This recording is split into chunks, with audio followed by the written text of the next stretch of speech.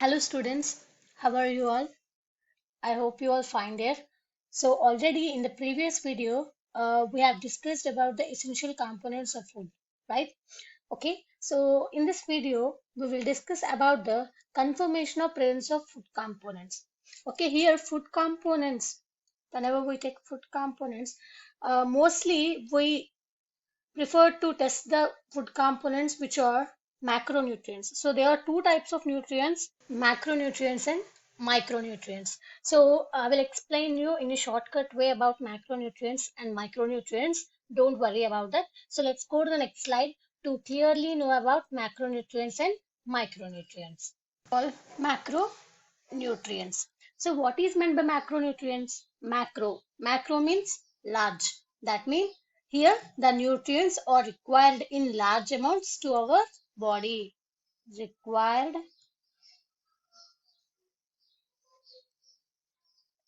in large amounts to our body. Okay, so what we require in large amounts? Nutrients. Okay, so example for this is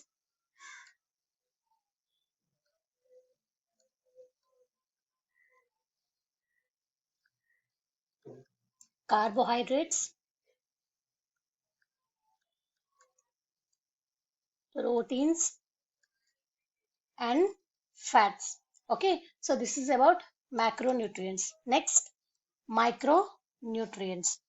So what is meant by micronutrients? So it is quite opposite to macronutrients. That means here these are required in small amounts. So micro means here small, required in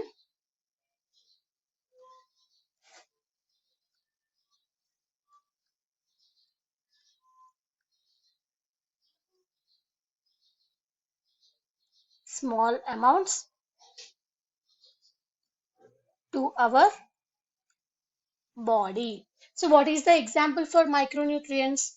The example for micronutrients are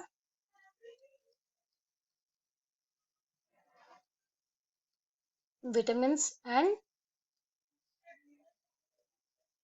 minerals.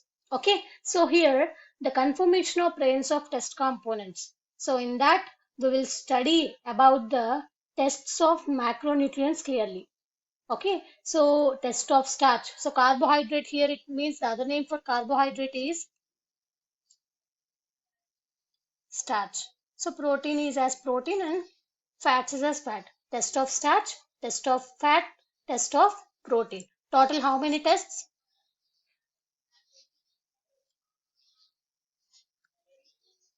3 tests. Okay.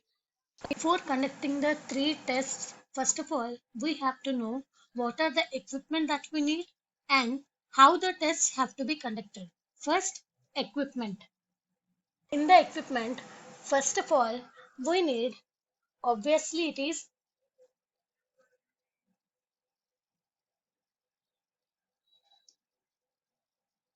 food sample. So, why the food sample is needed here? So, we use the food sample to check the component present in it. So, whether you can take any food sample, for example, milk, potato, oil, or ghee, whatever. Okay, next, what we need? Test tubes. Okay, so next, test tubes. After that,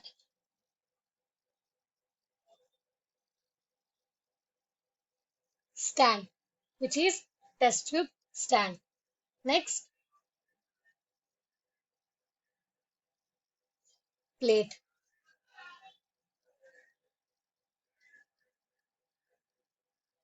Dropper,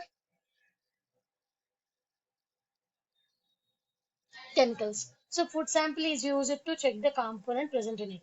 Okay, test tube is used to test the component that it is present or not. Stand, test tube stand. We use it the test tube stand to hold the test tubes, right?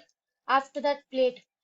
In the plate, we will mix up the food sample and chemicals. Okay. for mixing up the food sample and chemicals to know about the component present in it.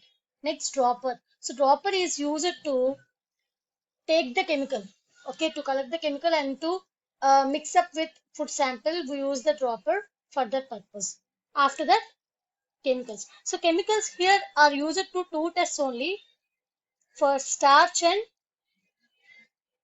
and for protein. Okay, for fats we doesn't need any type of chemical. Only for starch and protein we need chemicals, and they are separate. Okay, how to conduct the test, that is procedure.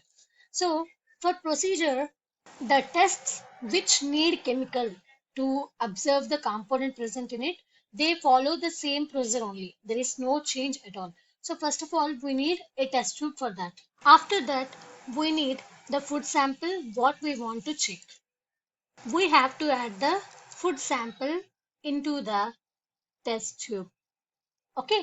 So after that, we need the chemical of the test to add into the test tube.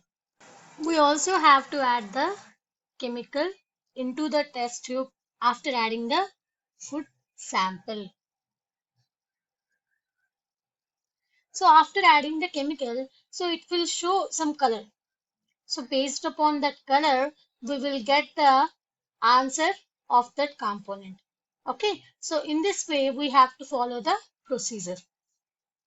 Okay, let's go to study each and every test clearly.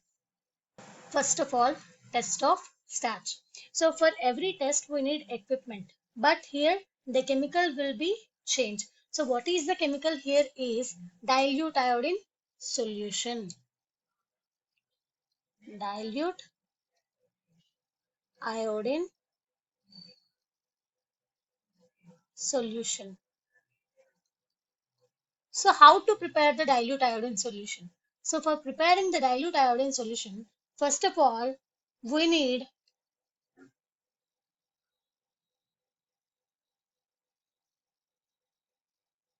a test tube. What we need? Test tube. After that, we have to add the iodine solution into it. Okay, so after adding iodine solution, we have to add water. So why the water here it is needed? I will show you with a reaction. The water is needed. For example, for every concentrated solution, we can make it as diluted solution by adding water. Okay. So in this way, we can convert the concentrated solution into a diluted solution. So after preparing the dilute iodine solution, so how the test of starch should be conducted? For the test of starch, okay, what is the procedure here? It is